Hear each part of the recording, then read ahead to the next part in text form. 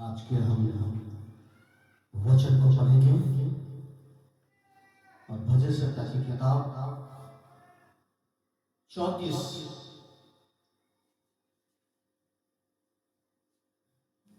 और इस प्रकार से परमेश्वर का वचन में लिखा है, मैं हर समय यहोवा को धन्य कहा करूंगा, उसकी स्तुति निरंतर मेरे मुख से होती रहेगी। मैं यहोवा पर घमंड करूंगा, नम्र लोग यह सुनकर आनंदित होंगे। मेरे साथ यहोवा की बड़ाई करो और आओ हम मिलकर उसके नाम की स्तुति करें। मैं यहोवा के पास गया, तब उसने मेरी सुन ली और मुझे पूरी रीति से निर्भय किया। जिन्होंने उसकी ओर दृष्टि की उन्होंने ज्योति पाई और उनका मुंह कभी काला ना होने पाया। इस दीन जन ने पुकारा, तब यहोवा ने सुन लिया और उसको उसके सब कष्टों से छुड़ा लिया। यहोवा के डरवैयों के चारों ओर उसका दूत छावनी किए हुए उनको बचाता है। परख कर देखो कि यहोवा कैसा भला है। क्या ही धन है वो पुरुष जो उसकी शरण लेता है। हे यहोवा के पवित्र लोगों, उसका भय मानो, क्योंकि उसके डरवैयों को किसी बात की घटी नहीं होगी। जवान सिंहों को तो घटी होगी और वे भूखे रह जाते हैं, परंतु यहोवा के फौजियों को किसी भली वस्तु की घटी ना होगी। हे लड़कों, आओ मेरी सुनो, मैं तुमको यहोवा का भय मानना सिखाऊंगा। वो कौन मनुष्य है जो जीवन की इच्छा रखता है और दीर्घायु चाहता है, ताकि भलाई देखे। अपनी जीभ को बुराई से रोक रख, अपने मुंह की चौकसी कर कि उससे छल की बात ना निकले। बुराई को छोड़ और भलाई कर, मेल को ढूंढ और उसी का पीछा कर, क्योंकि यहोवा की आंखें धर्मियों पर लगी रहती हैं और उसके कान भी उसकी दुहाई की ओर लगे रहते हैं। यहोवा बुराई करने वालों के विमुख रहता है, ताकि उनका स्मरण पृथ्वी पर से मिटा डाले। धर्मी दुहाई देते हैं, यहोवा सुनता है और उनको सब विपत्तियों से छुड़ाता है। यहोवा टूटे मन वालों के समीप रहता है और पिसे हुओं का उद्धार करता है। धर्मी पर बहुत सी विपत्ति पड़ती तो है, पर यहोवा उनको उन सब से मुक्त करता है। यहोवा वो उनकी हड्डी हड्डी की रक्षा करता और उनमें से एक भी टूटने नहीं पाती। दुष्ट अपनी बुराई के द्वारा मारा जाएगा और धर्मी के बैरी दोषी ठहरेंगे। यहोवा अपने दासों का प्राण मोल लेकर बचा लेता है और जितने उसके शरणागत हैं उनमें से कोई दोषी ना ठहरेगा। परमेश्वर के वचन में पढ़े और सुन जाने पर प्रभु आशीष दे। ये अध्याय हमसे पढ़ा और उस में बहुत सी बातें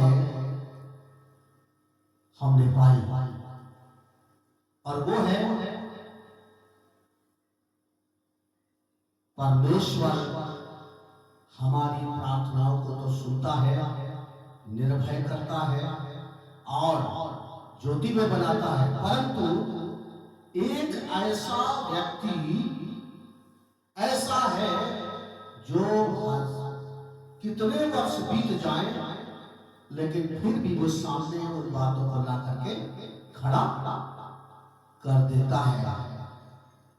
ये बात हमें 16 पद में मिलती है और ये बात परमेश्वर के वचन में बड़ी गंभीरता से हम विचार करेंगे। जो बात परमेश्वर के वचन में है और वो है यहोवा बुराई करने वालों के विपरीत रहता है। परमेश्वर के वचन में जब मैं पढ़ रहा था यीशु के बारे में, यीशु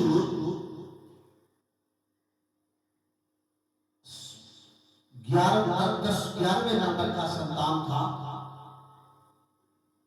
और वो अपने भाइयों से बहुत प्रेम करता था। और बाइबल बताती है उसके भाइयों का जीवन उतना अच्छा नहीं था। उनमें हिंसात्मक प्रवृत्ति भी थी, बदले की भी विचारधारा थी और उनमें छल की भी स्मृति थी।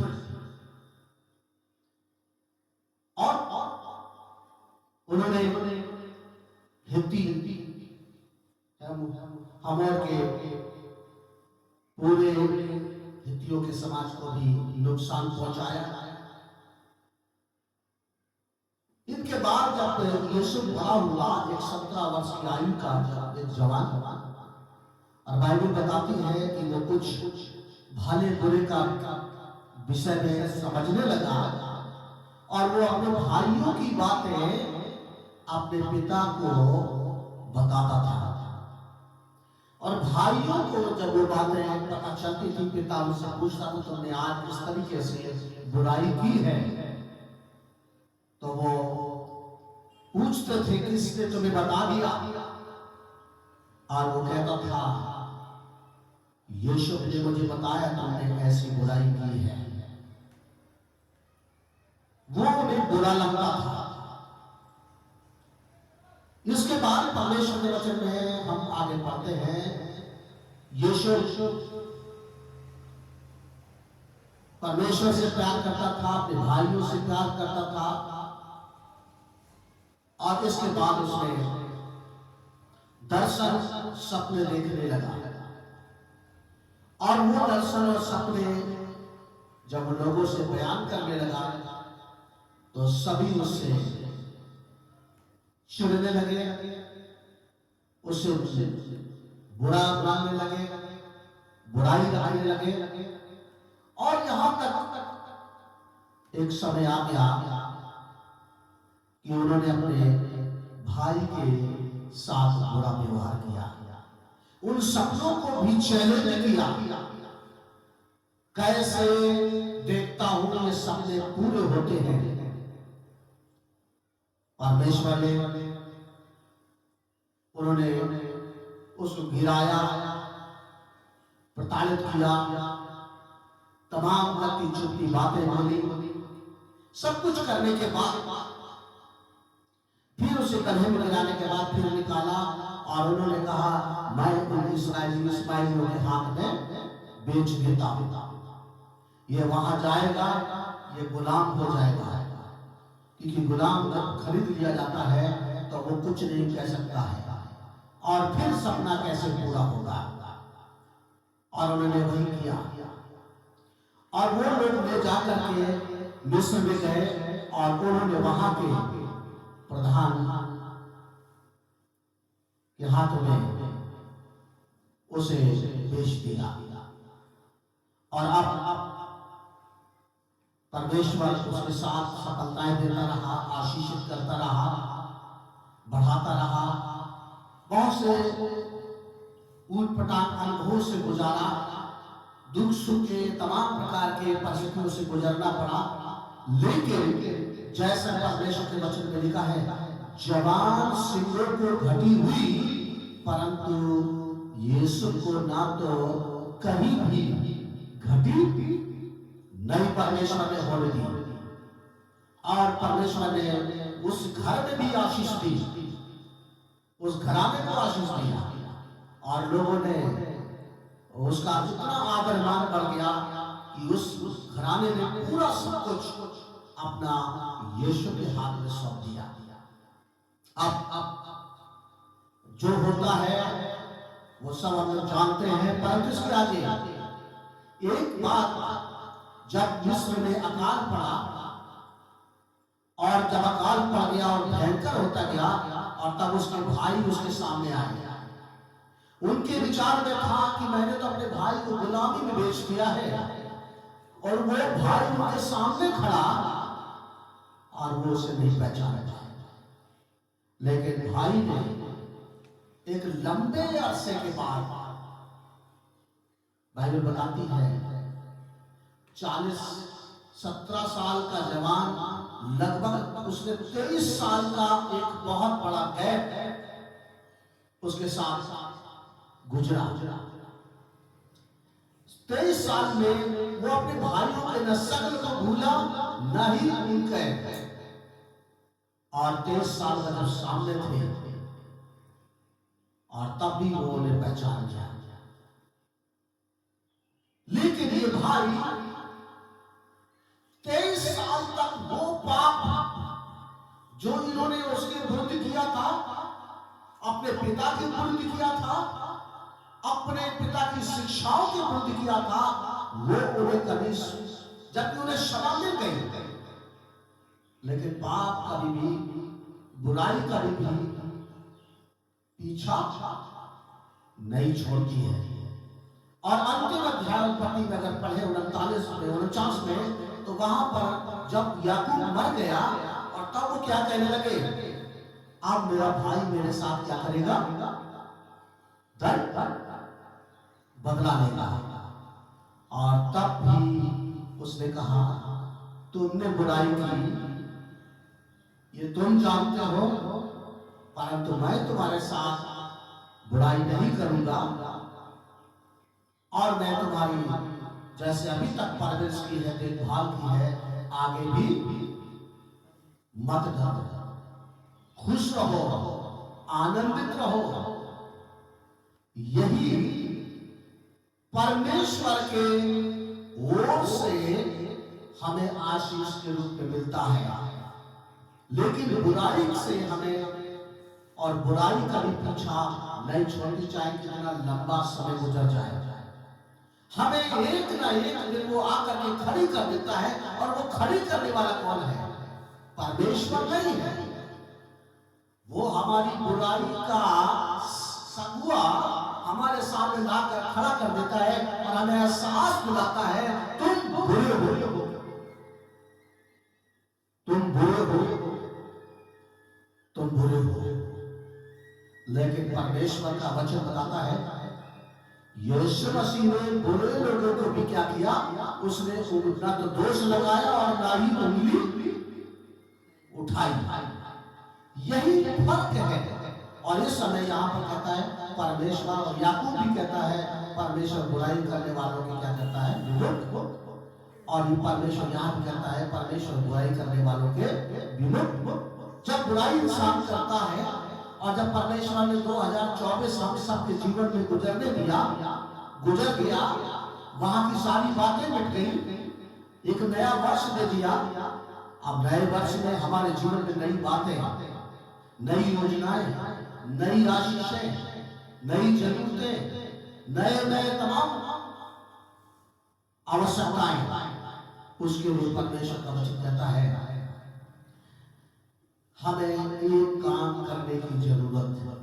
हर समय परमेश्वर यहोवा की कहता है, मैं स्तुति। अब्राहम रोमियो की पत्री उसका 4 और 21 में कहता है, वो जानता था, निराशा की अवस्था में भी उसने क्या किया, परमेश्वर की महिमा की।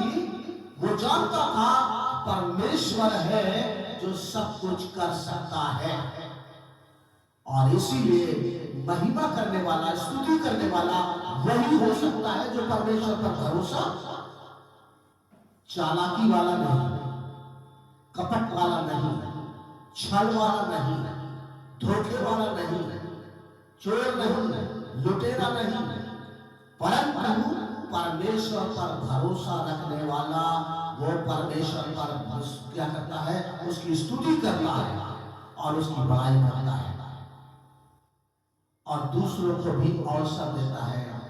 8 पद में लिखा है, परख कर देखो, परख कर देखो, परख कर देखो, परमेश्वर यहोवा कैसा भला है। इंसान बुरा हो सकता है, लोग बुरे हो सकते हैं, लेकिन परमेश्वर बुरा नहीं है। परमेश्वर बुरा नहीं है, परमेश्वर हमसे प्रेम करता है और वो हमारे बुराइयों को बाइबल कहती देख नहीं सकता, इसलिए वो चाहता है कि लोग बुराई ना करें, बल्कि परमेश्वर का कहता है परख कर देखो यहोवा कैसा भला है और क्या ही धन्य है वो पुरुष वो व्यक्ति जो परमेश्वर यहोवा की शरण लेता है। आज बुराइयां हमारी साथ नहीं छोड़ेगी, लेकिन हम सब परमेश्वर का साथ जरूर छोड़ देते हैं। विपत्तियों के कारण से, अभाव के कारण से, तमाम कानून व्यवस्थाओं के कारण से, तमाम प्रकार के वातावरण के कारण से, सताओं के कारण से, नाना प्रकार से हम परमेश्वर से दूर चले जाते हैं। लेकिन परमेश्वर हमारा उसी जगह इंतजार करता है जहां हमने उसे छोड़ दिया है। तीसरी बात 12 पद में जो व्यक्ति क्या कहता है, जीवन की इच्छा रखता है। जीते तो सभी हैं, बुरा से बुरा व्यक्ति भी जी रहा है, अच्छा भी जी रहा है, गरीब भी जी रहा है, अमीर भी जी रहा है, अपने अपने ढंग से जीवन का दिनचर्या गुजर रही है।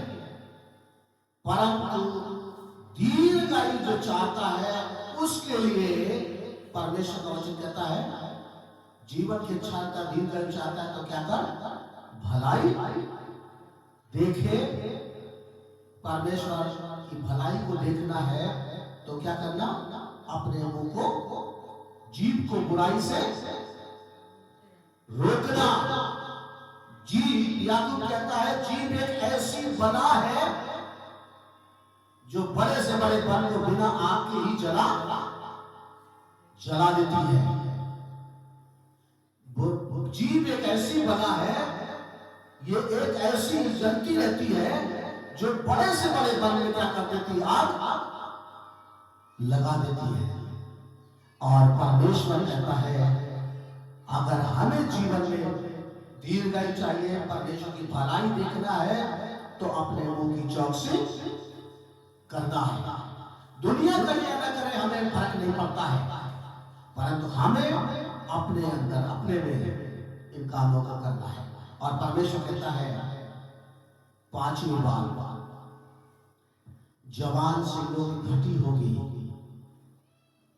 परमेश्वर हमारा जिसकी हम स्तुति करते हैं, पिछले वर्षों में उसने घटी नहीं होने दी, तो बाइबल कहती आगे भी घटी ना होने देंगे।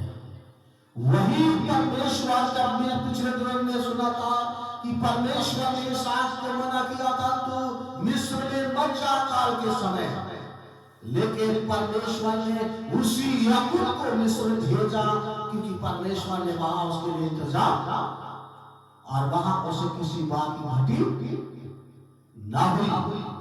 परमेश्वर हमारी बातों में,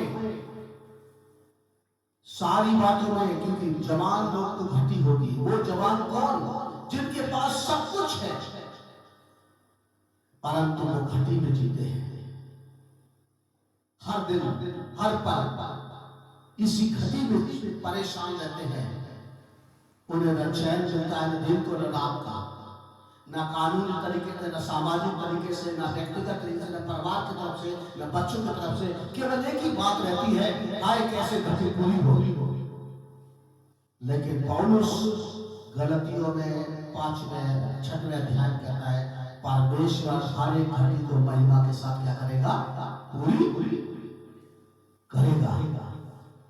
परमेश्वर इस अध्याय से हमें बहुत सारी बातें शिक्षा देता है और शिक्षा यह देता है परमेश्वर को अगर महसूस करना है, बाइबल कहती है टूटना। घमंड सब कर सकते हैं, ताकत दिखा सकते हैं, लेकिन टूटना बहुत कठिन है। धन्य है टूटे मन वाले। हड्डियों के टूटने के बारे में बात नहीं करता।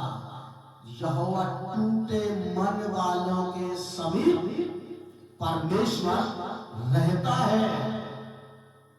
बुराई करने वालों के साथ नहीं, घमंड करने वालों के साथ नहीं, बड़ी बड़ी बातें बधाने वालों के साथ नहीं, और जो इच्छा तो रखते हैं बुराई में लिप्त, लेकिन परमेश्वर उनके साथ नहीं रहता। टूटे और पिसे हुए मन वालों के साथ रहता है, और उन्हें उन सब परिस्थितियों से भी जो उनके सामने आती है, जो उन्हें दुखी और पीड़ित करती है, उनसे कहता वो छुटकारा देता है। आज इस संसार में कोई भी व्यक्ति 19 पद कहते हैं विपत्ति सब पर पड़ती है। पापी पर भी पड़ती है, गरीब पर भी पड़ती है, धनी पर भी पड़ती है, धर्मी पर भी पड़ती है, तमाम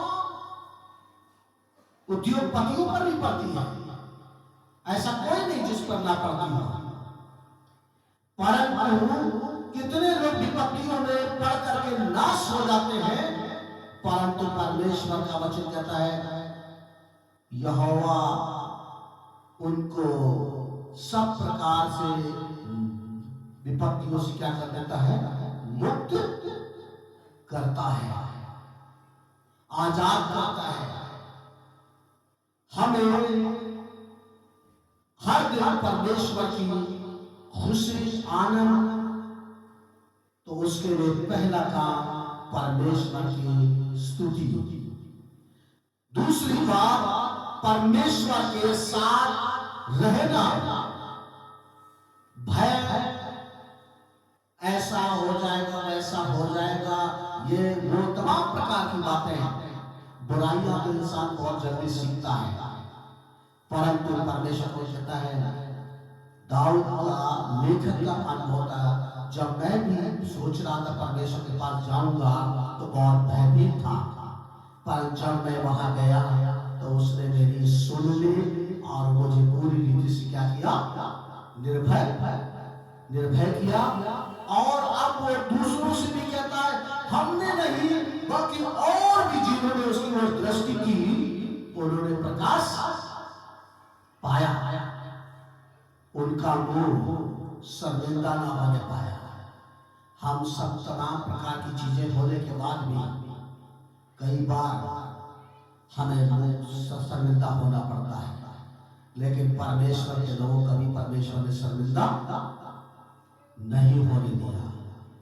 और तब वो अपने तरफ उंगली उठाता है, मैं वो दीन जन हूं, जब मैंने परमेश्वर यहोवा को कष्ट के समय पुकारा, विपत्ति के समय पुकारा, युद्ध के समय पुकारा, और तमाम प्रकार की मुश्किलों में पुकारा, अभाव में पुकारा, बीमारी और दुर्बलताओं में पुकारा, और तब परमेश्वर यहोवा ने क्या कर लिया, मुझे सारे कष्टों से आजाद। परमेश्वर है जो हमें सब प्रकार की परिस्थितियों को, वो कहता है, यीशु मसीह कहता है, तुम्हारे शोक को भी क्या कर दूंगा, मैं आनंद में बदल दूंगा। शोक को दाऊद कहता 30:11 पद में, परमेश्वर यहोवा ने मेरे पैर क्या कर दिया है, विलाप को खुशी में बदल दिया। परमेश्वर बदलाहट करने वाला परमेश्वर है। परमेश्वर हमें आंसुओं में रखने वाला परमेश्वर नहीं है। परमेश्वर आंसू लेने वाला नहीं है। परमेश्वर हमें बुराई में जीवन जीने के लिए नहीं रखा है। परमेश्वर चाहता है कि हम खुशी से, आनंद से परमेश्वर की महिमा में जीवन व्यतीत करें। काश परमेश्वर हर एक उस शख्स को, क्योंकि बुराई हमारे जो हम करते हैं, यूसुफ के भाई बार बार वो बुराई उनके सामने खड़ी हो जाती थी। तुमने ये बुराई की है, तुमने ये बुराई की है, तुमने ये बुराई की है। उनका सुख, उनकी चैन, उनकी नींद, उनका सब कुछ खराब हो जाता था। एक बार बुराई करेंगे, जीवन में हमेशा आसान रहेंगे, लेकिन जब आप हमेशा खुश रहना है तो पश्चाताप जरूरी है। और यही बात हमें परमेश्वर का वचन कहता है।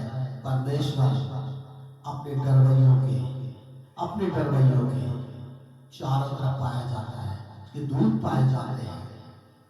कोई भी परमेश्वर का जन अकेला नहीं रहता है।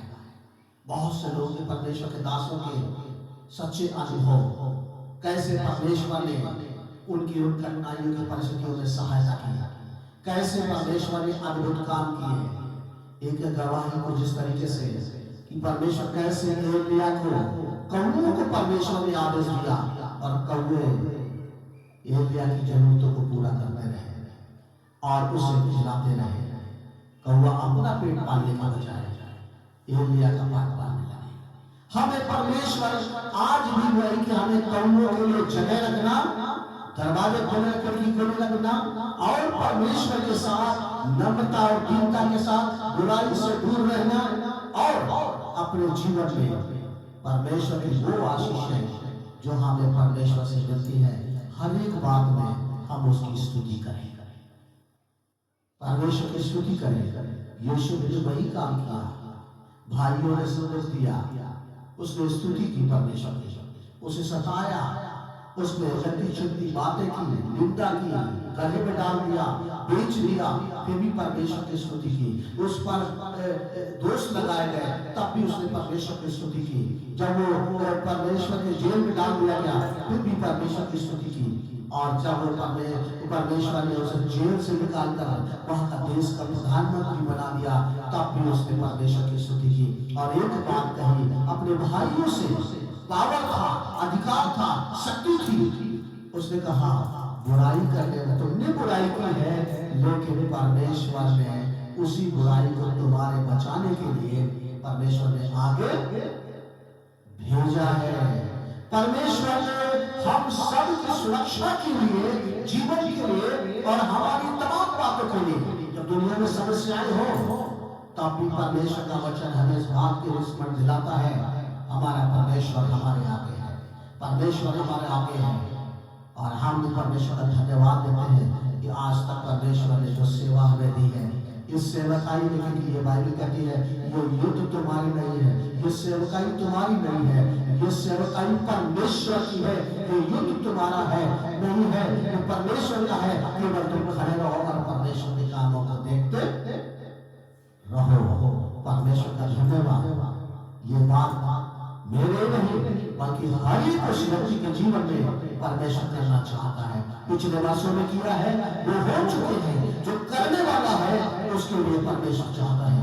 आज अपने जीवन को परमेश्वर के हाथ में देते हैं, परमेश्वर की स्तुति करें। आइए प्रार्थना करें। हालेलुया। धन्यवाद धन्यवाद धन्यवाद धन्यवाद, राजाओं के राजा, प्रभु के प्रभु, धन्यवाद धन्यवाद। आता हूँ प्यारे मसीहा, जैसा भी हूँ मैं सही। आता हूँ प्यारे मसीहा, जैसा भी हूँ मैं सही। तू ही है मेरे उम्मीद, तू ही है मेरी पनाह।